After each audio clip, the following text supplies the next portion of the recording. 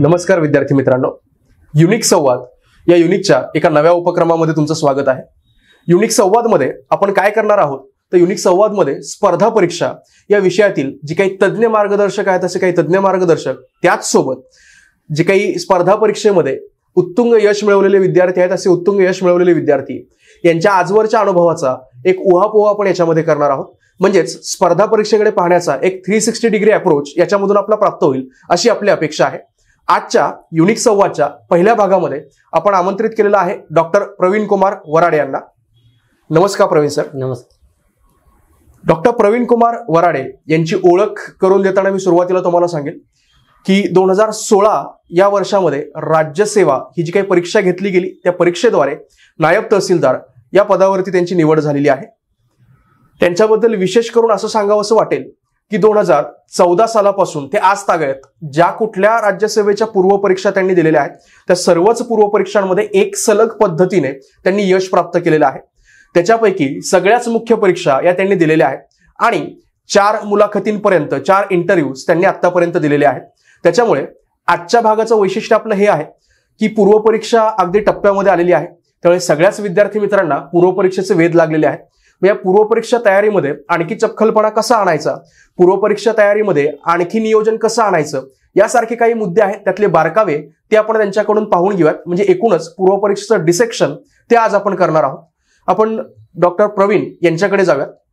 Pravin sir, माझा पहिला प्रश्न असा आहे की एक सलग प्रत्येक वर्षी जर आपण पाहिलं तर परीक्षेच्या बदलत्या स्वरूपानुसार प्रत्येकच पूर्व परीक्षा पास होणं शक्य आहे का? हो, निश्चितच शक्य आहे, कारण की परीक्षेच्या प्रश्नांचं स्वरूप बदलत आहे आणि जो सिलेबस आहे तो कायम आहे। त्यामुळं सिलेबस जर व्यवस्थित आपण योग्य संदर्भ ग्रंथातून जर वाचला आणि आयोगाची मागील प्रश्नांचा वेळोवेळी सराव जर केला आणि आपली फ्रिक्वेन्सी आयोगाच्या प्रश्नांसोबत जर मॅच केली तर निश्चितच यश सोपं आहे। प्रवीण सर, पूर्व परीक्षेकडे पाहण्याचा तुमचा दृष्टिकोन कसा आहे की ज्या दृष्टिकोनातून तुम्हाला एवढं सलग यश प्राप्त होत आहे? एकंदरीत स्पर्धा परीक्षा देताना आपण बघतो की अंतिम निवड यादीमध्ये पूर्व परीक्षेचे मार्क हे ग्राह्य धरले जात नाही, पण अंतिम गुणतालिकेत येण्यासाठी आपल्याला पूर्व परीक्षा उत्तीर्ण होणे हे अत्यावश्यक असतं। त्यामुळे पूर्व परीक्षेचा अभ्यास सुरुवातीपासूनच करावा आणि सातत्याने करावा असं मला वाटतं। मग पूर्व परीक्षेमध्ये अभ्यास करताना विशेष काही तुम्ही त्याच्यामध्ये केलंय? पूर्व परीक्षेचा अभ्यास करताना सर्वप्रथम आयोगाचा सिलेबस, त्यानंतर योग्य मार्गदर्शकांकडून मिळवलेली संदर्भ सूची, त्यामध्ये प्रामुख्याने स्टेट बोर्ड आणि NCERT आणि प्रत्येक विषयाचा एक संदर्भ ग्रंथ, आणि त्यानंतर आयोगाचे आजपर्यंत विचारलेले प्रश्न, जर हे व्यवस्थित जर आपण याचा अगोदर सुरुवातीला अभ्यास केला आणि यानुसार आपलं नियोजन जर ठरवलं तर पूर्व परीक्षेमध्ये निश्चितच यश मिळतं। बऱ्याच विद्यार्थ्यांच्या तोंडून एक शब्द ऐकायला मिळतो की प्रश्नपत्रिकांचं विश्लेषण करणं गरजेचं आहे। मग हे प्रश्नपत्रिकांचं विश्लेषण म्हणजे नेमकं काय आणि ते करणं गरजेचंच आहे का? खरं म्हणजे प्रश्नपत्रिकेचं विश्लेषण करणं हे अत्यंत आवश्यक असं वाटतं, कारण की युद्ध खेळायचं असेल मैदानावरती तर फक्त थिअरी वाचून चालणार नाही। त्यासाठीच स्पर्धा परीक्षा जी ऑब्जेक्टिव्ह आहे आपली तर ती देण्यासाठी आपल्याला प्रश्नांचा सराव हा नित्यनेमाने करणे आवश्यक आहे।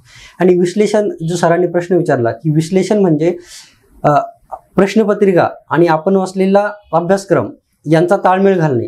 म्हणजे आपण वाचलेल्या टॉपिकपैकी आपण जे प्रश्न सोडवतो त्या टॉपिकवरचे, तर त्यापैकी किती उत्तर बरोबर येतात, किती चुकतात, बरोबर आले तर ते का आले, चुकले तर का चुकले, आणि आपल्या चुका कुठे घडल्या, तर हे स्वतःच्या क्षमतेनुसार प्रत्येकाने स्वतःच करायला हवं असं मला वाटतं। पूर्व परीक्षेचे प्रामुख्याने 2 भाग पडतात की एक म्हणजे ज्याला आपण GS असं म्हणतो, जनरल स्टडीज किंवा सामान्य अध्ययन, आणि दुसऱ्या भागाला आपण CSAT, civil services aptitude test असं साधारण म्हणतो।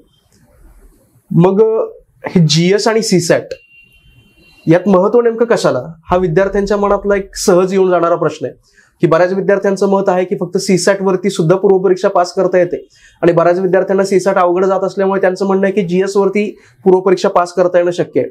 पण तुमचं मत काय की GS की CSAT? लोकसेवा आयोगाने आपला सिलेबस अशा रीतीने फ्रेम केलेला आहे की सर्व विषयांना आणि सर्व टॉपिकला जवळपास समान वेटेज आहे। त्यामुळे अभ्यास करताना आणि पूर्व परीक्षा पास होताना दोन्ही विषयांना समान आपण महत्त्व द्यायला हवं। जसे की आपण बघतोय 17 आणि 18ची जी परीक्षा आहे मागच्या, तर जवळपास 200च्या वरती कट ऑफ चाललाय। त्यामुळे एका विषयावर फक्त कमांड मिळून आपण पूर्वपरीक्षा पास होण्याचा जो कल आहे तो थोडा कठीण वाटतोय. आणि आपण निश्चित सांगू शकत नाही की कुठला पेपर सोपा येणार किंवा कुठला पेपर अवघड येणार. त्यामुळे समान पद्धतीने आणि सर्व टॉपिकचा एक समान पद्धतीने जर अभ्यास केला तर एखादा विषय अवघड आला, एखादा सोपा आला तरी पण आपले जे गुण आहे ते एक कॉन्स्टंट राहतील आणि कट ऑफ पर्यंत आपण निश्चित जाऊ शकू. प्रवीण सर, माझा पुढचा प्रश्न तुम्हाला असा आहे की आत्ता आपण सीसॅटच्या भीतीविषयी उल्लेख केला. म्हणजे साधारण असा ट्रेंड आपल्याला दिसतो की सायन्स बॅकग्राऊंडचे जे विद्यार्थी आहेत त्यांना सीसॅट थोडासा सोपा जातो किंवा त्यामध्ये जास्त गुण मिळवणं त्यांना शक्य होतं. पण जे नॉन सायन्स बॅकग्राऊंडचे स्टुडंट्स आहेत त्यांना मात्र सीसॅट तितकासा कम्फर्टेबल वाटत नाही. मग सीसॅटची ही जी काही भीती आहे ती भीती जर घालवायची असेल तर यासाठी तुम्ही अशा विद्यार्थ्यांना नेमकं काय सुचवाल? मला व्यक्तिगतपणे असं वाटतं की जी भीती आहे सीसॅटची ती अनाठायी आहे. कारण की सीसॅटचा पेपर असा आहे की तो जवळपास 50 प्रश्न उत्तरांचे आणि 5 निर्णय क्षमतेचे हे असलेल्या म्हणजे स्रोतापैकीच आपल्याला प्रश्नपत्रिकेत त्याचा स्रोत दिलेला असतो उत्तरांचा आणि तिथूनच आपल्याला उत्तर निवडावं लागतं. तर विद्यार्थ्यांनी एका वेळेस पूर्ण पेपरकडे न बघता कठीण जात असेल तर एक एक टॉपिककडे बघावं. जसे की निर्णय क्षमतेवर 5 प्रश्न असतात आणि त्याला 12.5 जवळपास मार्क असतात. तर सातत्यानं निर्णय क्षमतेवरील प्रश्नांचा सराव जर केला तर तिथं 12-12.5 मार्क यायला कठीण नाहीये. त्यानंतर जे 25 प्रश्न असतात ते गणित आणि बुद्धिमत्तेवरचे असतात. तर गणित जरी अवघड जात असेल तरी 7, 8 किंवा 10 प्रश्न आले तर त्यापैकी 4-5 जरी बरोबर आले तरी पण आपण चांगले मार्क त्या विषयात मिळू शकतो. त्यानंतर जे 25 प्रश्न आहेत बुद्धिमत्ता आणि बाकी जे आपले निर्णय क्षमता वगळता जे आहेत तर या गोष्टीचा सातत्याने आपण सराव केला बुद्धिमत्तेचा तर त्यापैकी आपण 10 ते 12 प्रश्न सहज सोडवू शकतो. आणि बाकी आता उरलेत उतार्यावरील आकलनचे 50 प्रश्न. तर आयोगाचे मागचे पेपर आपण जर बघितले तर 14-15ला कठीण होते त्या मानाने. पण पेपर कठीण असेल तर मेरिट जे आहे कट ऑफ तो पण कमी लागतो आणि सोपे असेल तर अधिक लागतो. तर उतार्यांचा जर सातत्याने आयोगाच्या उतार्यांचा सराव केला आणि त्यानंतर त्या उतार्यावरील प्रश्नांचा आपण स्वतःच्या बौद्धिक क्षमतेनुसार आकलन केलं म्हणजे उतारा घ्यायचा आणि प्रश्न सोडवायचे. म्हणजे एखादा प्रश्न चुकला तर तो का चुकला त्याचा सातत्याने विचार करायचा आणि बरोबर आला तरी पण विचार करायचा. कारण की बरोबर आला त्यावेळेस आपण काय विचार केला आणि एखादा प्रश्न चुकला तर त्यावेळेस आपण कुठल्या पद्धतीने विचार केला. जर हे अनालिसिस आपण स्वतःच्या क्षमतेनुसार जर केलं तर अशा रीतीने आपली फ्रिक्वेन्सी आयोगाच्या उतारे आणि त्यावर विचारले जाणारे प्रश्न याच्याशी जुळून घेतली तर अधिकाधिक सीसॅटला मार्क मिळवता येतात. म्हणजे तुमच्या म्हणण्यानुसार बरोबर पर्यायाचा आपण जेवढा विचार करतो तेवढाच चुकीच्या पर्यायांचा सुद्धा विचार करणं गरजेचं आहे. प्रवीणजी, तुमच्या या सल्ल्याचा निश्चितपणे विद्यार्थ्यांना फायदाच होणार आहे.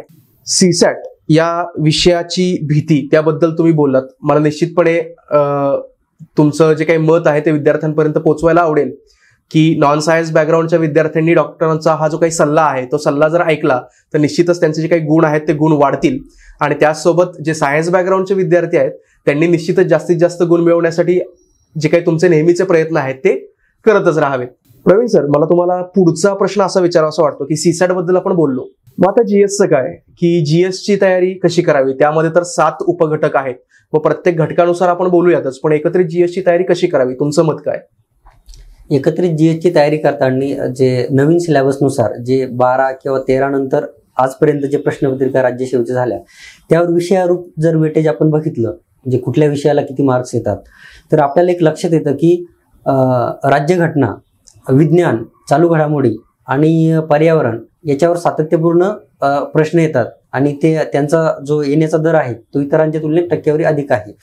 आणि संदर्भ ग्रंथ जे आपण वाचतो त्यापैकी राज्यघटनेचे प्रश्न जवळपास आपल्या संदर्भ ग्रंथातूनच येतात जे आपण वाचतो ते. त्यानंतर चालू घडामोडी जो विषय सोपा आहे तर तो पण न्यूजपेपर किंवा एखादं जे चालू घडामोडीवरचं पुस्तक आहे ते जर व्यवस्थित केलं तर तिथं पण आपण जास्त गुण मिळवू शकतो. त्यानंतर सर्वात महत्वाचं मला जीएस मध्ये जो विषय वाटतो तो विज्ञान. कारण की विज्ञानावर सातत्यानं इतर विषयांच्या तुलनेत अधिक प्रश्न आलेले आहेत आणि त्यामुळे विज्ञान जर बेसिक पुस्तकं आणि एक चांगला संदर्भ ग्रंथ जर आपण केला तर निश्चितच या 3 ते 4 विषयावर भर देऊन आपण जास्तीत जास्त मार्क मिळवू शकतो.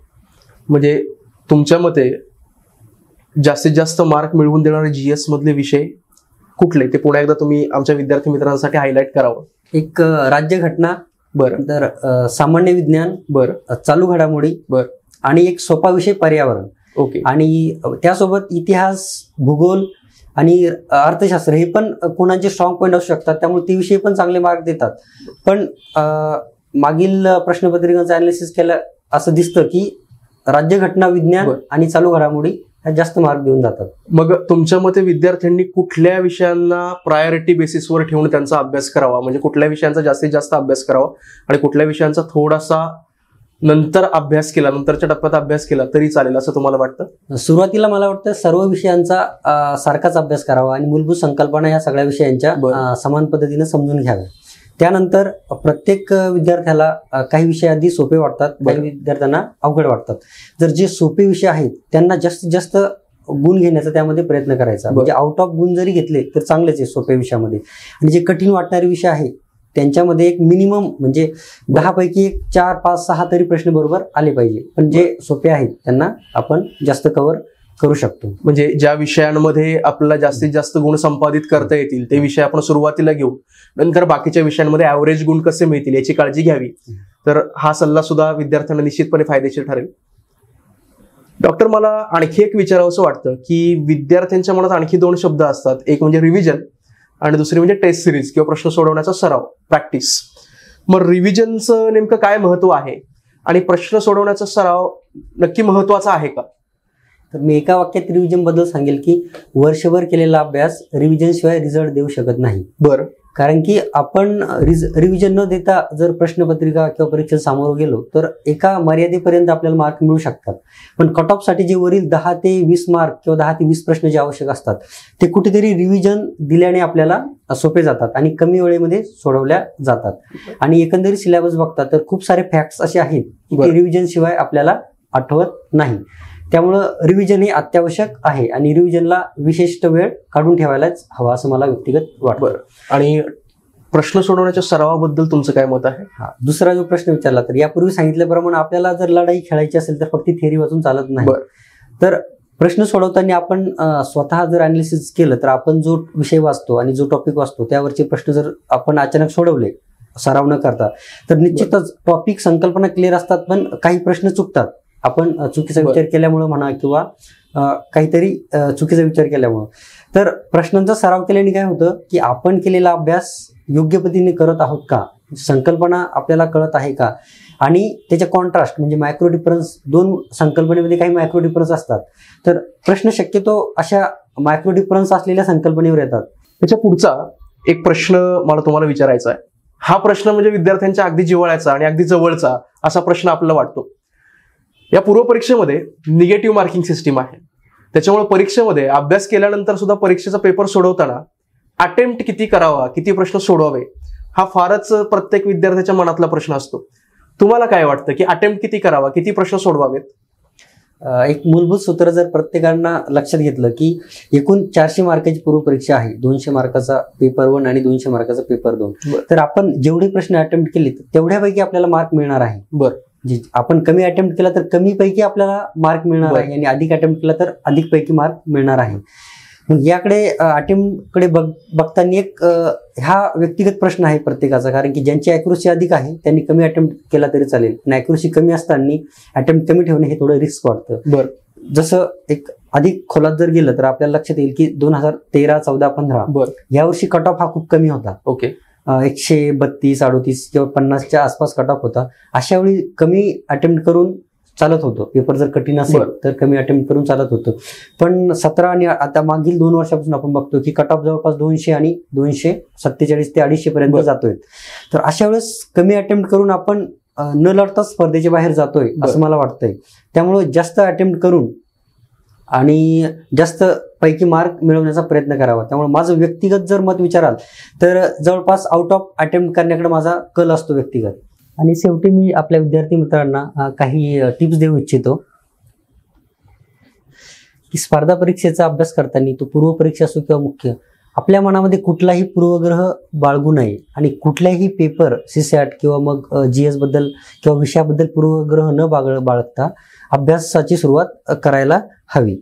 आणि दुसरा एक महत्त्वाचा मुद्दा की प्रत्येकाचं व्यक्तिमत्व वेगळं असतं, प्रत्येक वेगवेगळ्या वातावरणात वाढलेला असतो. त्यामुळे अभ्यास करताना आपल्याला योग्य आहे ती पद्धती आपण फॉलो करायला हवी, ना की कुणाला ब्लाइंडली फॉलो करावं.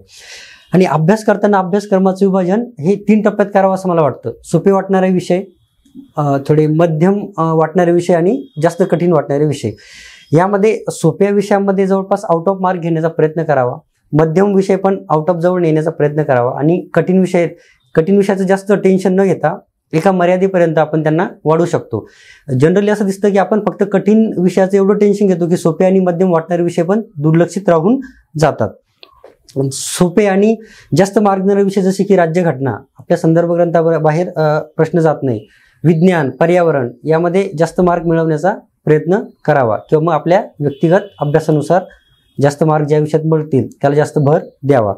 त्यानंतर CSAT जो आहे त्याची अनाठाई भीती एक पसरलेली आहे विद्यार्थ्यांमध्ये. तर मला वाटतं की एवढा काही अवघड विषय नाहीये.